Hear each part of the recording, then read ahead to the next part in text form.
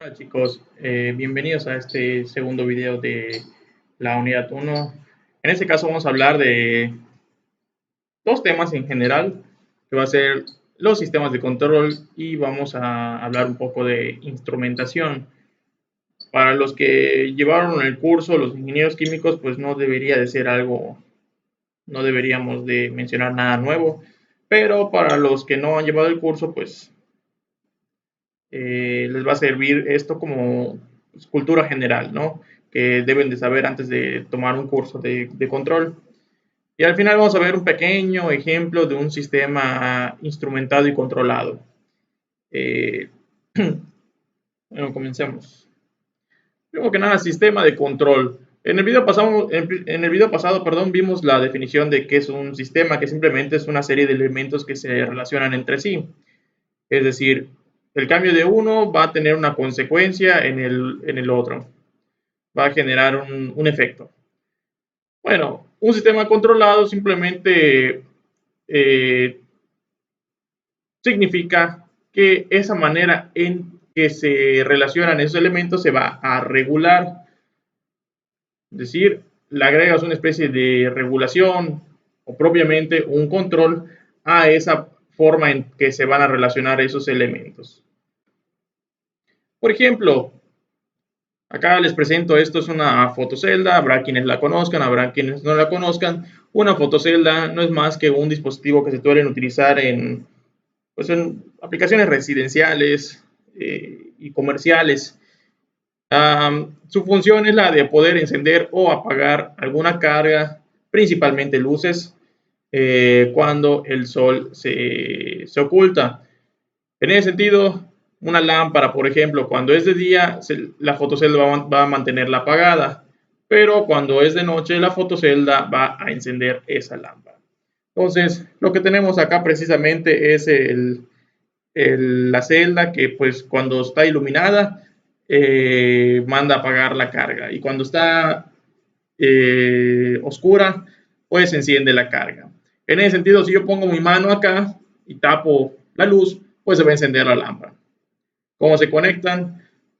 Bueno, un foco como este, una lámpara normal, funcionan con corriente 110, es decir, se conectan a una, por ejemplo, a una clavija de las normales, de las que utilizan en sus casas, que realmente tienen un cordón o un cable con dos hilos, es decir, tienen dos cables.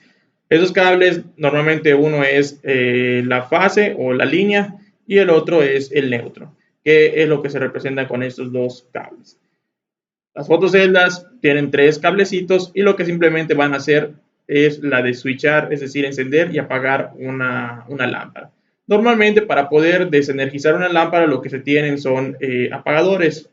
Los apagadores lo que tienen es que, por ejemplo, acá está la línea, perdón, o la fase, y el apagador simplemente es una especie de vaivén, es decir, se cierra y se abre. Cuando se abre el circuito, se apaga la lámpara y cuando se cierra, pues es cuando se energiza. Internamente, esos dispositivos tienen un switch, no es tan literal como el que nosotros utilizamos en las casas, los apagadores, pero sí tienen un switch. En ese sentido, ese switch es electrónico, es decir, va a conmutar, va a cerrar esta línea y la va a apagar. Y está conectado acá al neutro simplemente porque pues, requiere energizarse el circuito que está acá en este elemento. Entonces, este es una especie de un sistema de control. Lo que se está haciendo es que el sistema de control va a regular cuándo se va a encender y cuándo se va a apagar esta lámpara. De tal forma que cuando hay claramente sol, pues la lámpara se va a mantener pues así como se encuentra ahorita, apagada. Pero cuando el sol se oculta, la lámpara va a encenderse. La clase pasada, perdón, en el video pasado vimos unas gráficas de control. Las gráficas de control vamos a ver más adelante en el curso que pueden tener diferentes formas, diferentes funciones de entrada. Ah, existen algunos controles, algunas gráficas de control que digamos que las podemos clasificar en dos generales. Unas que les podemos llamar de tipo on-off, es decir, se encienden o se apagan, u otras que pueden estar totalmente reguladas. Los controles que son del tipo on-off son aquellos que o se pueden quedar completamente encendidos o se pueden quedar completamente apagados. En ese sentido, una lámpara de ese estilo pues tiene un tipo de control on-off, es decir, se enciende y se apaga. En ese sentido, por ejemplo, en el tiempo puede estar apagada, apagada, apagada y de repente en un instante se enciende, se va a uno. Entonces el uno significa encendido, puede estar encendido, encendido, encendido, pasan, no sé, 3 horas y se apaga. Está apagado, está apagado, está apagado y luego se enciende. ¿Correcto? Esta es la forma de un controlador tipo on-off. Y así es como se representan, es decir, cuando se va a uno el valor es que está encendido, cuando se va a cero el valor es que está apagado.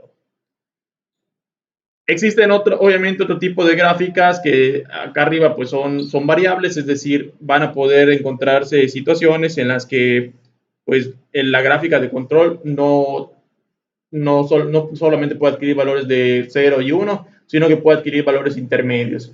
Por ejemplo, en el caso de la válvula de gas que vimos la vez pasada, pues podía adquirir valores de un cuarto, de medio, de 3 cuartos, o pueden adquirir ya no solo valores puntuales, sino valores variables. Por ejemplo, si se pudiera regular la intensidad de la lámpara en función de qué tanto sol hay. Es decir, por ejemplo, si se nubla estamos en el día y se nubló. Es decir, el día está parcialmente soleado. Entonces, que este control pueda leer qué tanta luz haya y con base en eso, pues regular la intensidad de la lámpara. Entonces, cuando está totalmente oscuro, que ilumine mucho y cuando hay una iluminación parcial, que encienda parcialmente esta lámpara. ¿Correcto? En la industria vamos a encontrar que existen muchos controles de este estilo, del estilo on-off. Son clásicos. Por ejemplo, la mayor parte de las electroválvulas son de estilo on-off, es decir, o se abren por completo o se cierran por completo. Y de hecho, muchos estilos de control se diseñan con base en este tipo on-off porque son más económicos. Es más fácil abrir completamente o cerrar completamente válvulas, switches, bombas, que regularlas, es decir, que asignarles valores intermedios. Todo lo que tenga una regulación intermedia, si bien va a propiciar mejores controles, mejor calidad en el producto, etcétera, son mucho más costosos y son más difíciles de implementar. Estos tipos de controles, los de estilo on-off, encendido o apagado, son más fáciles de implementar, los podemos encontrar en el mercado, ya están muy estandarizados, etcétera. Bueno, instrumentación industrial. Vamos a entender por instrumentación industrial un conjunto de elementos que sirven para medir, transmitir, controlar y registrar variables de un proceso. Ese conjunto de instrumentos son muy variables. Tienen diferentes formas, tamaños, colores, características técnicas, de suministro, de salidas. La verdad es que es un mundo para el cual se requiere a veces estudiar hasta una especialidad para poder conocerlos y poder hacer instrumentación. A los profesionales que se dedican a eso se les suelen llamar instrumentistas. Eh, pero bueno, al menos debemos de conocer más o menos de qué se trata esto de la instrumentación y conocer cómo funciona. Ya les había comentado que la instrumentación son las cosas físicas, es lo que vemos, que son los sensores, los modulitos, eh, los controladores y el control es el cerebro. Que ahorita vamos a hablar, que bueno, todo el curso se trata de desarrollar qué es lo que pasa dentro de esos controladores. Particularmente en el caso de los procesos, solemos, cuando diseñamos una planta de procesos, representar todos estos equipos a través de plantas de este estilo. Estas plantas se conocen como plantas, perdón, estos diagramas se conocen como diagramas de tipo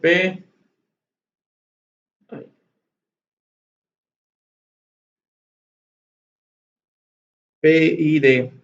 A ver, no me quedó muy bien el simbolito, pero Es el simbolito este. Sí, es la I. P, I, D. Se pone esta I acá intermedia. La voy a volver a hacer acá de este lado. No recuerdo cómo se le llama, pero bueno.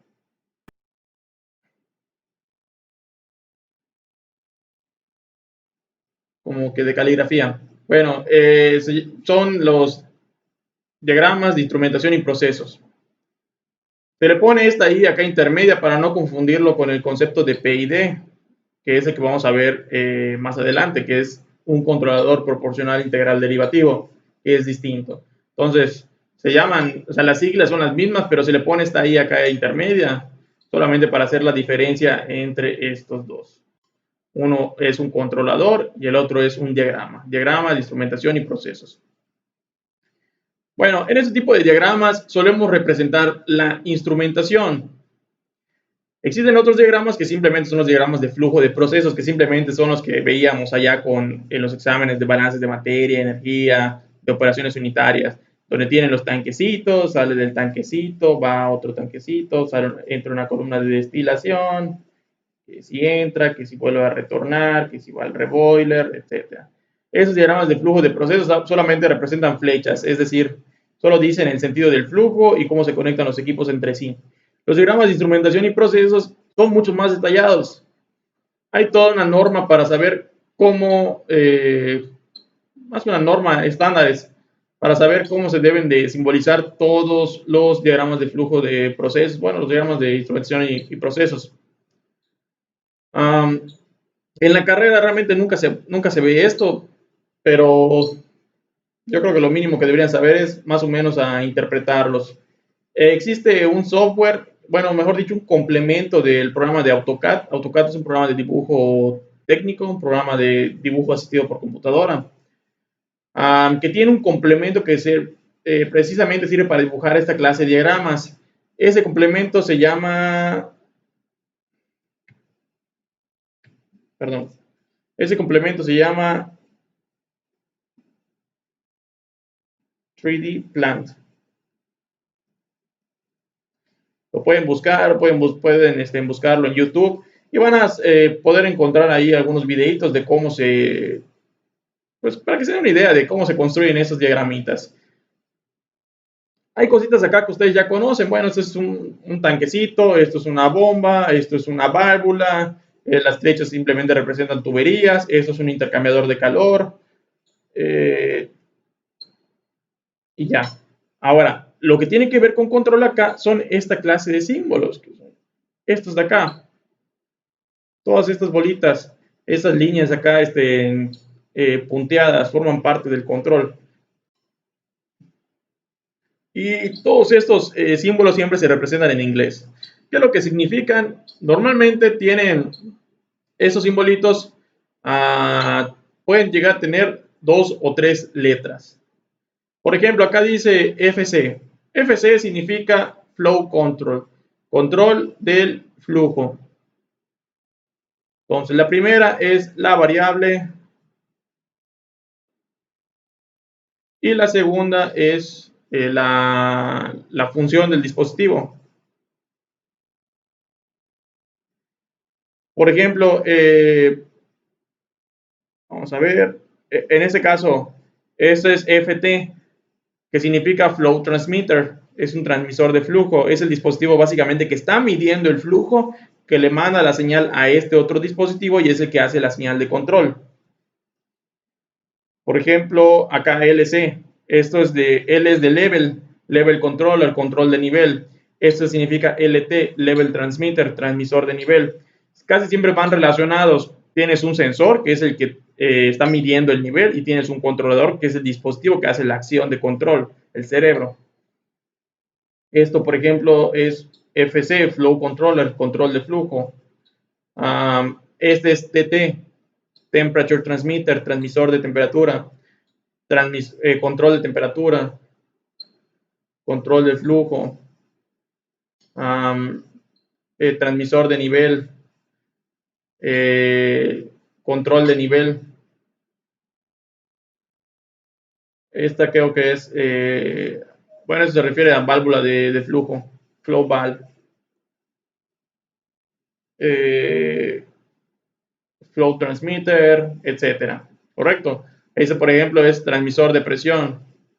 Este es control de presión. Hay algunos que pueden tener hasta 3 letras.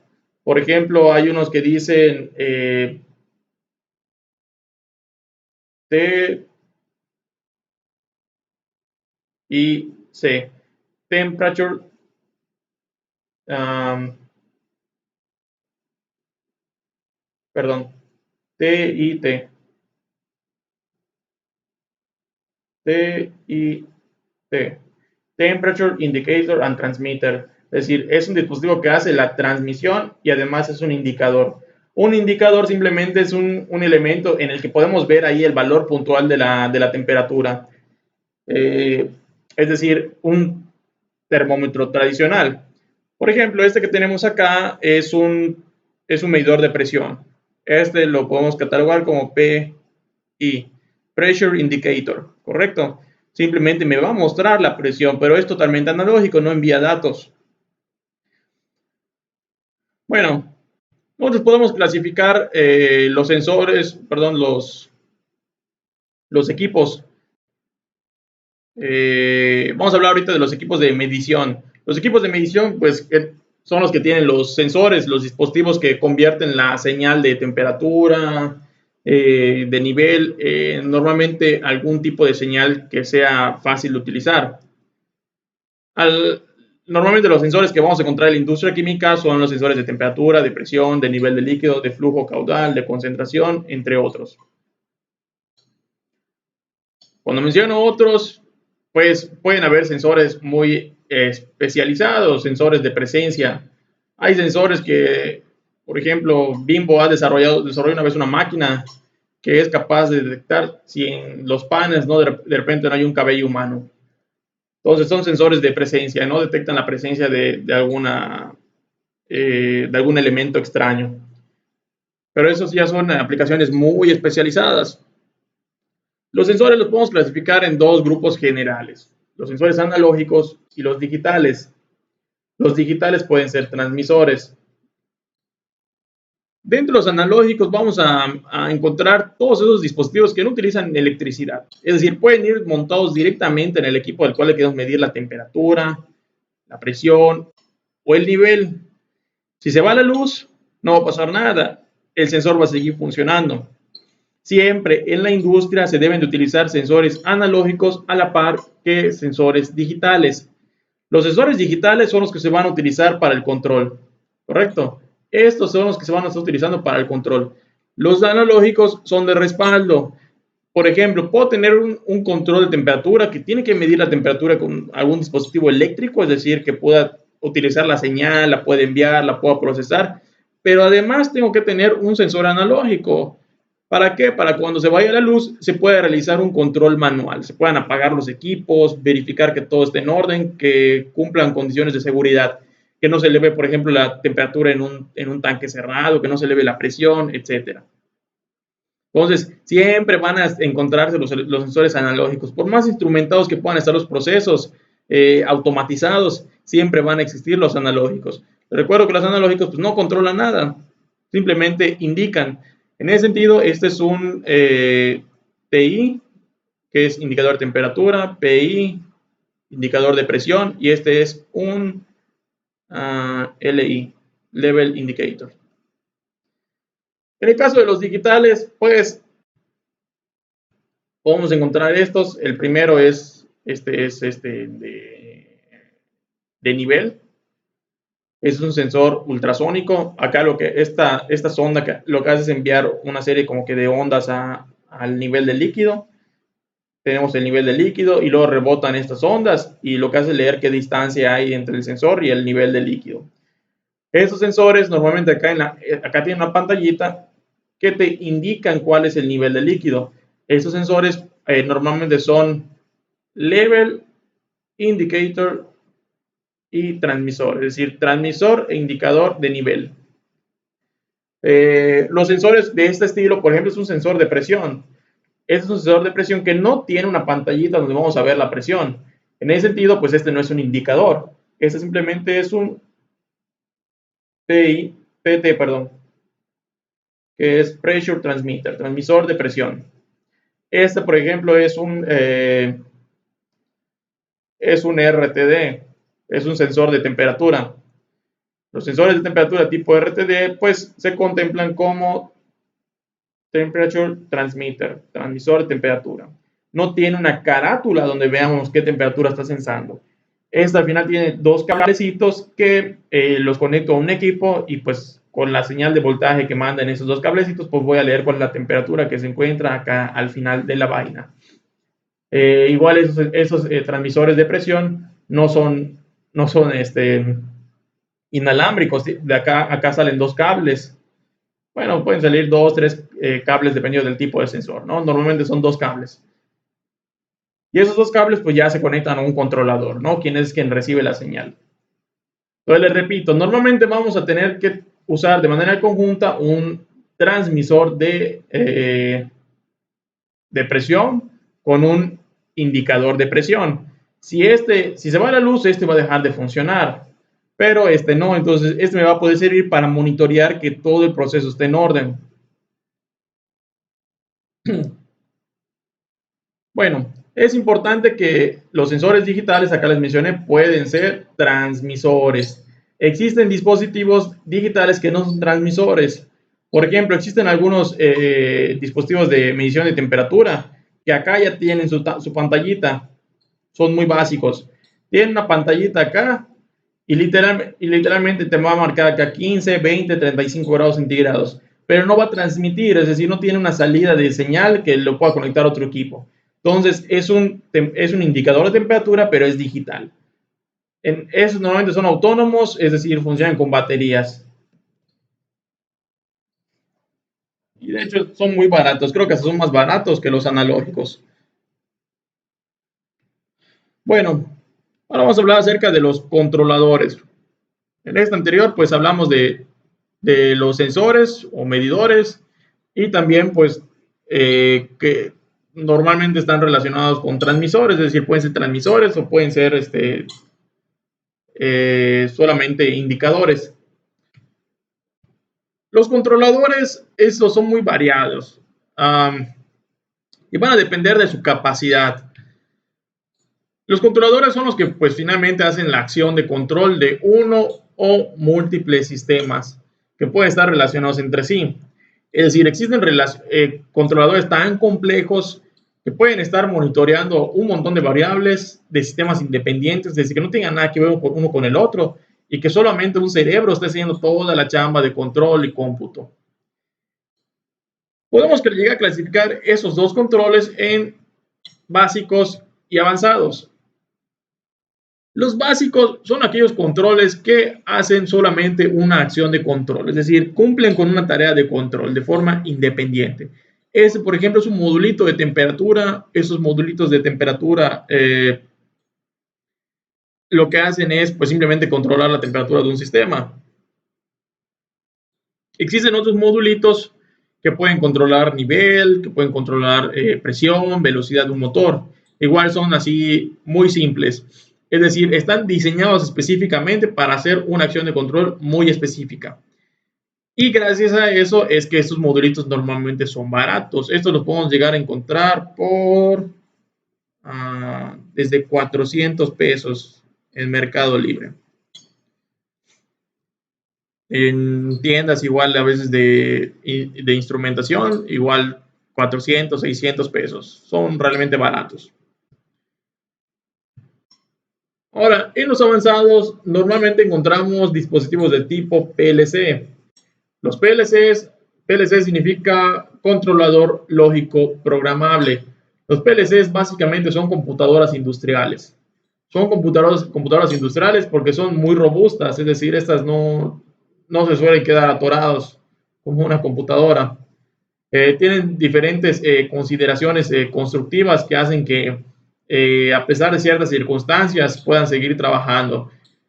Los hay desde muy económicos los pueden encontrar desde 3,000 pesos hasta extremadamente caros de 100,000 pesos. o más. Realmente pueden ser mucho más caros, 200, 300 mil pesos, pero bueno, ya están en el rango de los cientos de miles. Los básicos, los más utilizados, no pasan de los 20 mil pesos. Digamos, el 90% de las aplicaciones de PLC no pasan de 20 mil pesos. Para aplicaciones muy simples, 3 mil pesos. Todo lo que tiene que ver con PLCs no es chamba nuestra. Esto es normalmente terreno de los ingenieros en cómputo, ingenieros eléctricos o electrónicos, ingenieros mecatrónicos.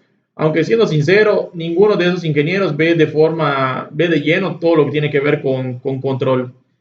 Desafortunadamente es un área que ven un poco, por ejemplo, los ingenieros de procesos, es decir, los ingenieros químicos, los ingenieros en alimentos, los ingenieros biotecnólogos, en cuanto al control, que es la parte que es de programación interna.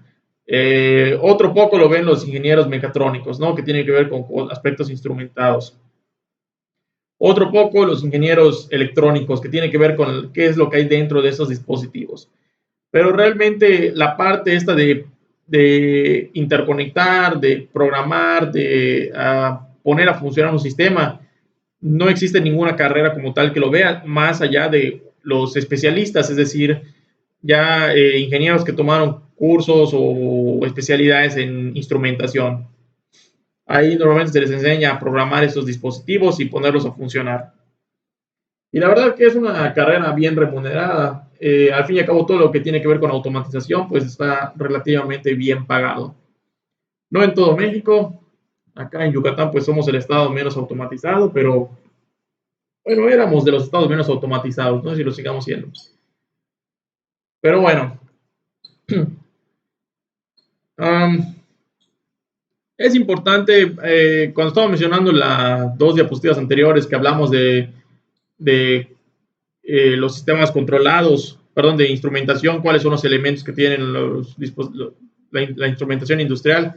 Hablamos de medidores, de transmisores, de controladores y también algunos dispositivos que hacen registro. El registro significa ir guardando información. Estos dispositivos, los básicos, hacen registro, pero hacen un registro interno, es decir, guardan la información, pero se la quedan, no la pueden mostrar, no la puedes descargar, no la puedes obtener en un Excel. En cambio, estos dispositivos sí pueden estar guardando información, la pueden estar subiendo a la red, la pueden estar mostrando en una computadora, son mucho más complejos. Eh, y bueno, el último comentario es que existen otra serie de controladores muy básicos y que son de los más antiguos, que son una especie de controladores totalmente analógicos, como el controlador que traen los boilers de gas, el controlador que traen los boilers eléctricos, como que son, por ejemplo, este es un termostato de gas y existen también los termostatos eléctricos.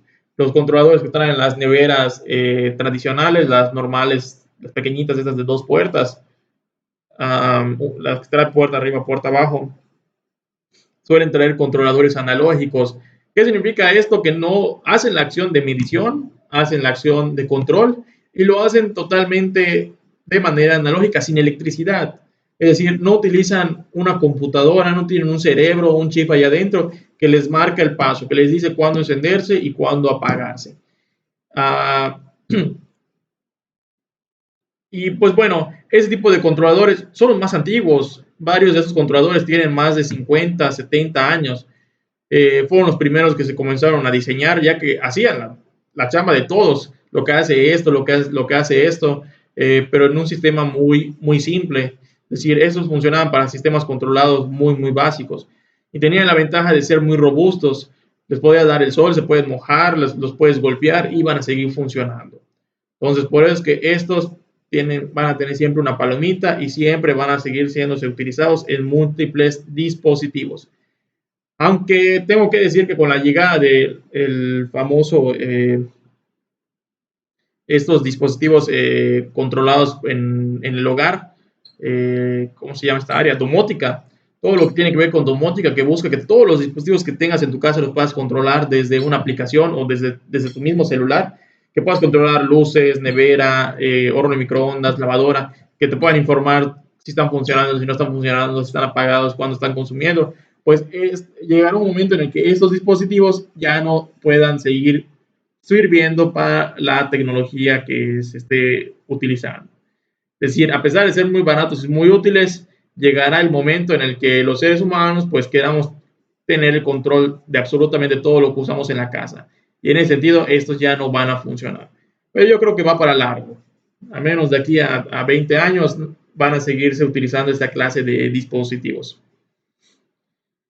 Bien, vamos a terminar este video con un ejemplo de cómo se utiliza este control, este tipo de control. Esos controles son muy básicos, los van a encontrar en múltiples equipos, marmitas, cocedores, calentadores, hornos, secadores, que pues básicamente sirven para controlar temperatura. Tienen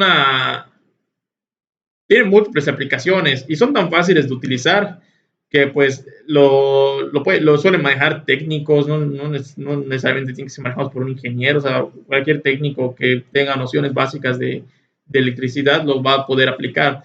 Van a notar que estos controles los utilizan los técnicos en la industria como si nada. Entonces se van a encontrar de manera muy repetida, entonces les quiero mencionar cómo se conecta. Para después pasar de este modulito, es decir, de analizar cómo se conectan estos dispositivos, poder pasar a lo que son los diagramas de bloques, ¿sí? Que simplemente va a ser la representación en términos de control de un sistema controlado. Bueno, tenemos este modulito por la parte de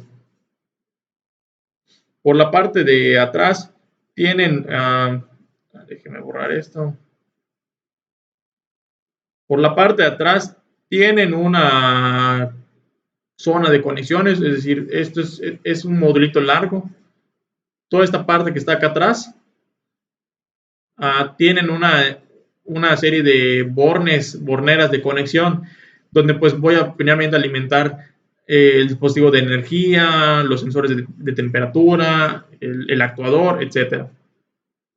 Ese diagrama de conexiones lo podemos representar por esto. Este es el diagrama de conexiones de un dispositivo muy parecido. Les voy a dejar la ficha técnica en el Microsoft Teams para que puedan, pues, si quieren echarle una ojeada ahí para que conozcan cómo es el manual de uno de esos dispositivos. Bueno, estos dispositivos pues obviamente funcionan con corriente, así que tienen que estar alimentados para que la computadora interna que tienen esos dispositivos pues pueda funcionar. Entonces, acá tiene una bornera, la que marca 1 y la que marca número 2, que es para conectar el dispositivo con cualquier otro dispositivo. Es decir, aunque eso no tiene una clavija, pues se alimenta con dos cables, una fase, que es la línea, y un neutro. En ese sentido, yo voy a conectar este dispositivo así. Simplemente agarro y vamos a dibujar estas líneas de representación, ¿correcto? Vamos a dibujar, por ejemplo, que se conecta la fase y que se conecta el neutro. Entonces, en ese sentido, ese dispositivo ya lo puedo encender.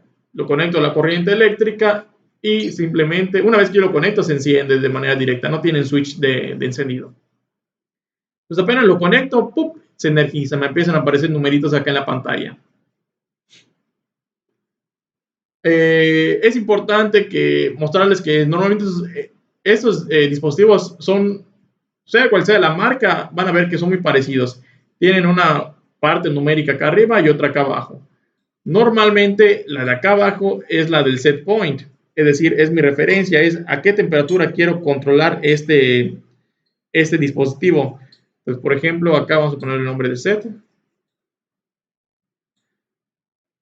que es la temperatura de referencia, y acá arriba es la temperatura real. Es decir, es la que se está midiendo en el momento. Si ahorita tiene 25 grados centígrados, va a marcar acá 25. Si tiene 23.2, 23.2. ¿Correcto? Entonces acá yo programo, configuro qué temperatura a qué temperatura quiero controlar y el sistema va a tratar de ajustar la temperatura. Para poder mostrar este ejemplo, pues vamos a utilizar una resistencia y un termopar. Eso que tenemos acá es una resistencia eléctrica. Es decir, internamente en esa resistencia pasa un rollito de alambre, que es un cablecito simplemente de manera continua. Y ese cablecito se une a este punto y este otro a este punto. Si yo conectara estos dos cablecitos acá a la corriente, uno a la fase y otro al neutro, la resistencia podría funcionar, es decir, se va a empezar a calentar. Ahora, obviamente no queremos que se caliente todo el tiempo, queremos que se caliente solamente cuando el controlador dice que se tiene que calentar. Bueno, vamos a conectar primero ahorita el el sensor de temperatura. Esto es un, que dijimos, transmisor de temperatura. Transmisor de temperatura. Este transmisor de temperatura se va a conectar a este control, por ejemplo, admite dos tipos de sensor, que son los sensores de tipo RTD, son estos, y los de tipo TC, es decir, los termopares, en inglés es termocupla. Entonces, los termopares solamente tienen dos cables que se conectan, uno acá y el otro acá, es decir, uno a 6 y el otro a 7, y los RTDs funcionan con 3 alambres. Entonces se va a tener que utilizar esta terminal, la número 8. En ese sentido, acá tenemos un termopar, así que tiene dos terminales. Una la voy a conectar a esta terminal y la otra terminal la voy a conectar a esta terminal. ¿Correcto? Entonces, hasta el momento, si energizamos nuestro aparatito, va a empezar este dispositivo a marcar la temperatura. Es decir, como ya tiene un sensor, ya se va a enumerar esta pantallita y me va a empezar a marcar cierta temperatura. ¿Sí? Por ejemplo, no sé, 20, 28 grados centígrados.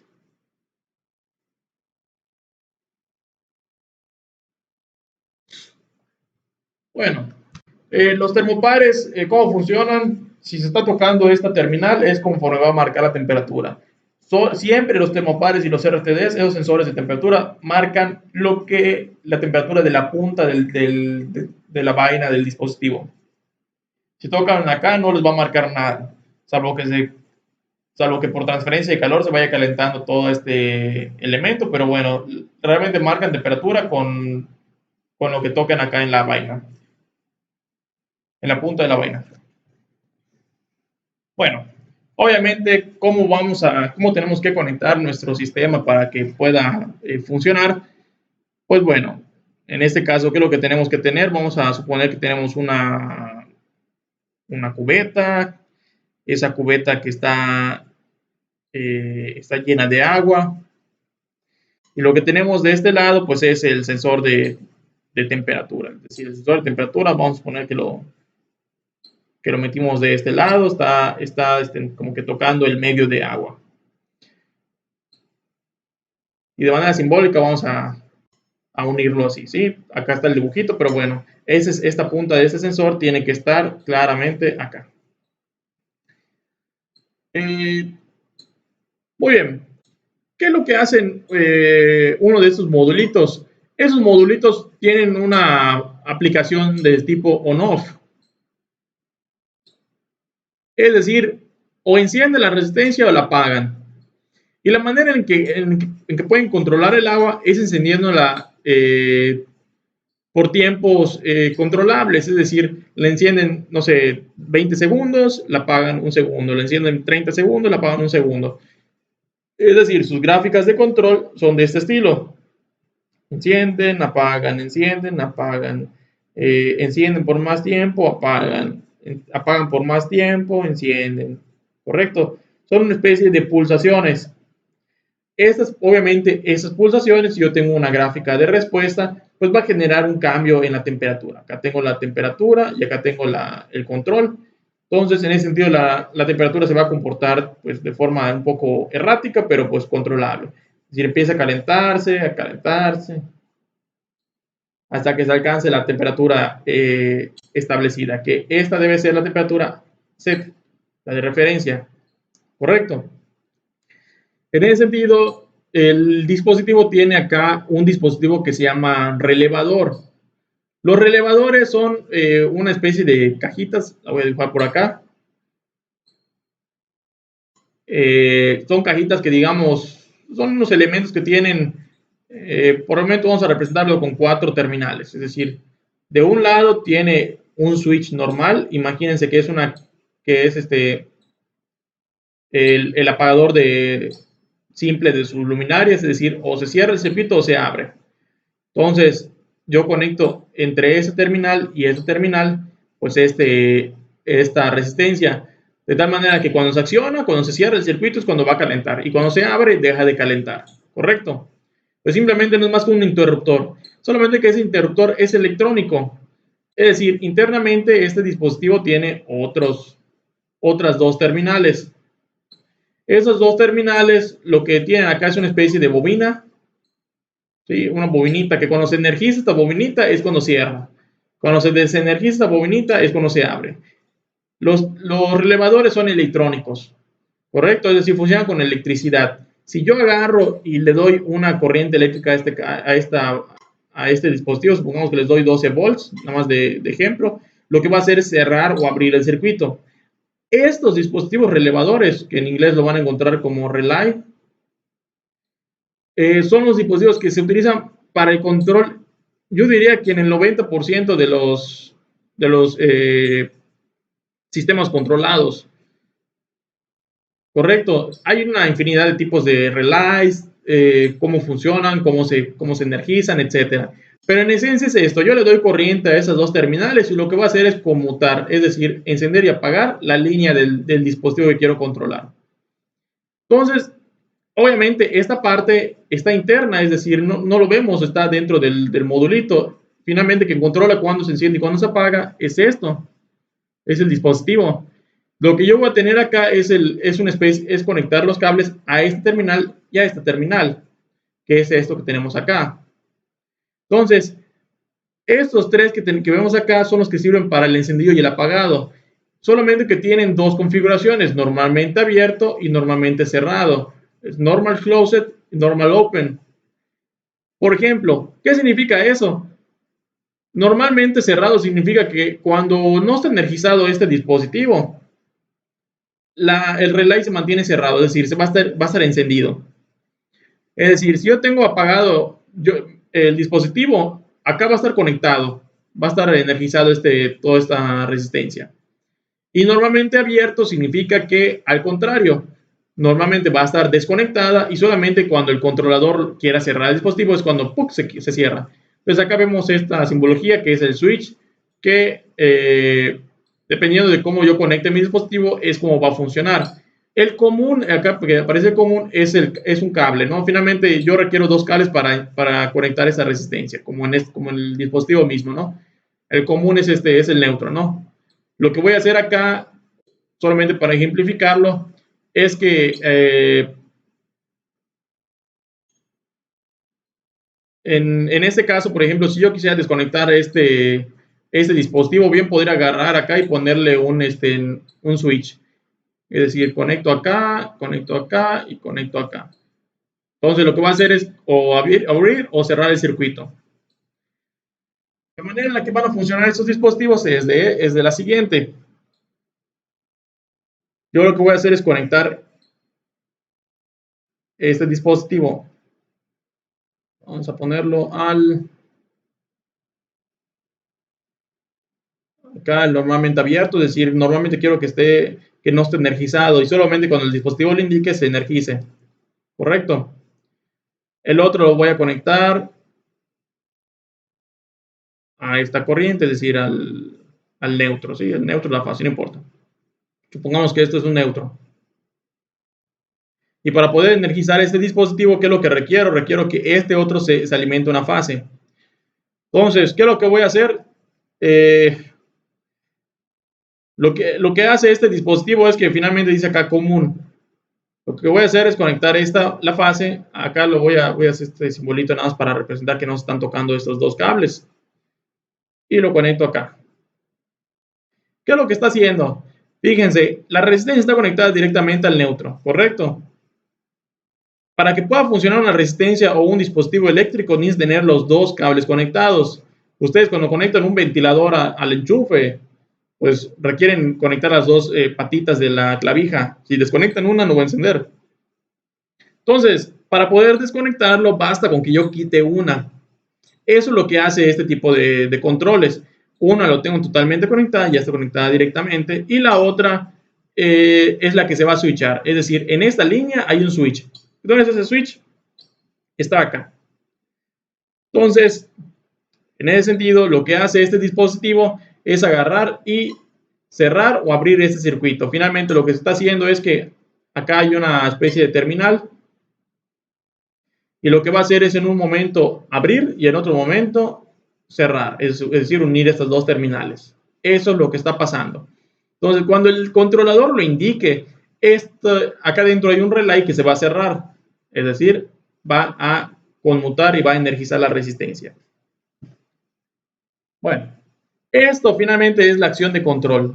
Es esta parte de acá, que es lo que finalmente va a dar los pulsos de se enciende por 3 segundos, apaga, se enciende por 3 segundos, apaga, se apaga por 1 segundo, se enciende por 5 segundos, se apaga por 5 segundos, se enciende por 1 segundo, se apaga por 2 segundos, etc. Y conforme vayan dando esos cambios, se va a generar una respuesta en la temperatura. Va a ir subiendo hasta que se estabilice. ¿Correcto? Entonces, obviamente, ¿qué es lo que requiere este modelito para funcionar? Pues es medir la temperatura, que es el termopar, y tener un control directo sobre el actuador. ¿Correcto? El actuador es el elemento final de control. En este caso, el actuador pues es la resistencia, es el que va a generar el cambio. Cuando el actuador se activa, que es cuando el control pues lo solicita, pues empieza a generarse energía, finalmente empieza a calentar el termopar, le manda una señal de que se está calentando y finalmente va a empezar a cada vez encender menos el control de temperatura. ¿Correcto? Y esa es la manera en la que se va regulando.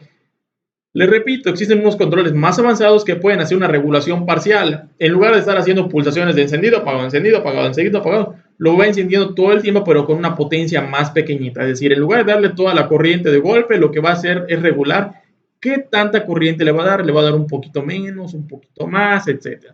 Pero esos son controles un poquito más complejos. Realmente las matemáticas son simples, pero el dispositivo que tiene la capacidad de hacer eso es mucho más avanzado y es muchísimo más costoso. Aunque la verdad, o sea, en general son mejores, es decir, se pueden alcanzar gráficas o respuestas mucho más estables, más rápidas, todo luce más bonito. El control es el que empieza a tener problemas porque pues finalmente es el que tiene que ser más costoso, tener mucha mayor tecnología, etcétera. Lo cierto es que nada le pide un control de tipo encendido apagado, nada le pide a estos, a un control variable, es decir, que pueda recontrolar la potencia. Acá estoy utilizando el término control on-off, sin embargo, más adelante voy a hacer una aclaración respecto a esta terminología, ¿correcto? Ya que realmente on-off no es un tipo de control, pero es un tipo de, sí podemos clasificar la manera en la que se controla entre encendido y apagado, es decir, 100% encendido, 100% apagado, ¿correcto? Más adelante vamos a ver, vamos a asignarle una definición distinta que es un control on-off, ¿correcto? Que tiene que ver más que nada con cuándo se activa y cuándo se apaga el controlador. Pero bueno, de momento está bien que entiendan que muchos controles o el control de muchos dispositivos pueden estar totalmente encendidos o totalmente apagados, o pueden ser controles variables, es decir, donde se puede controlar la potencia de la resistencia. En este caso, por ejemplo, esta es una resistencia que si fuera de, digamos, 800 watts, cuando está apagada genera 0 watts. Y cuando está encendida, de golpe empieza a generar 800 watts de calor, ¿correcto? Una variable pues va a poder modularla entre 0 y 800, puede regularla a 100, a 50, a 200, 250, dependiendo de lo que requiera. Pero acá o da toda la energía o no da nada de energía. Entonces, aunque inicialmente esto hubiera sido complejo es decir, es complejo controlar un proceso con un sistema que o es totalmente encendido o totalmente apagado, lo cierto es que la tecnología ha llevado a estos dispositivos a que, aún siendo de tipo on-off, se puedan controlar sistemas relativamente complejos. Siempre hay unos detalles que detrás que no estoy mencionando, pero bueno, cuando menos es que tengan una idea de cómo funcionan estos dispositivos. Casualmente esta semana tuve pues di una asesoría profesional con un controlador de ese estilo, que finalmente lo que controlaba era una electroválvula, no era una resistencia. O sea, sí controlaba temperatura, pero no era una resistencia. Lo que controlaba era una electroválvula que dejaba pasar gas o cerraba el flujo de gas. Y tenían un problema que la electroválvula se estaba atascando, se quedaba encendida todo el tiempo porque empezaba a funcionar mucho tiempo y luego se quedaba pegada, se quedaba encendida todo el tiempo. Y el controlador ya no, pues ya no estaba trabajando porque pues, se quedó energizada digamos, la electroválvula. Entonces, hay unos detalles detrás de las configuraciones de este dispositivo que, pues bueno, tienen que ver ya con cómo están diseñados los dispositivos. Si el dispositivo tiene la capacidad de estarse encendiendo y apagando todo el tiempo, o se va a quemar, puede funcionar así. Entonces, hay muchas cosas del hardware, de los elementos, de para qué están diseñados, para qué están construidos, que no tienen nada que ver con este curso, ¿correcto? Y por eso no se van a mencionar. Quizás ya son cosas que en la práctica, en sus trabajos, en sus futuros trabajos se vayan a topar, pero bueno, por el momento solo quiero decirles que en la práctica van a ser mucho más complejos de lo que estoy mencionando en este momento, pero que no necesariamente tienen que dominar todo eso para poder empezar a utilizarlos. Cuando menos conocerlos es importante en este momento. Bueno, nos vemos en el siguiente video donde vamos a hablar un poquito de diagrama de bloques, funciones de transferencia, controles de lazo cerrado, lazo abierto y definir qué son variables y parámetros. Con esos temas vamos a finalizar la primera unidad y ya nos vamos a lanzar al conocimiento fuerte que son funciones de transferencia, bueno, transformadas de Laplace primero y después funciones de transferencia, que ya empezamos a ver qué es lo que hay dentro de este aparatito, qué es lo que hay detrás de este cerebro. Les voy a enviar más videos relacionados con este tema para que les sirvan de apoyo en el entender qué es esto. Yo cuando tomé ese curso tuve muchos compañeros que llevaron la asignatura, la aprobaron y al final nunca entendieron para qué rayos sirve la asignatura. Y es por eso que les estoy mostrando esto que está detrás. ¿Sí? O sea, finalmente ese cerebro que vamos a aprender a desarrollar en esta asignatura, ¿para qué sirve? Bueno chicos, nos vemos en el siguiente video. Denle like, por favor.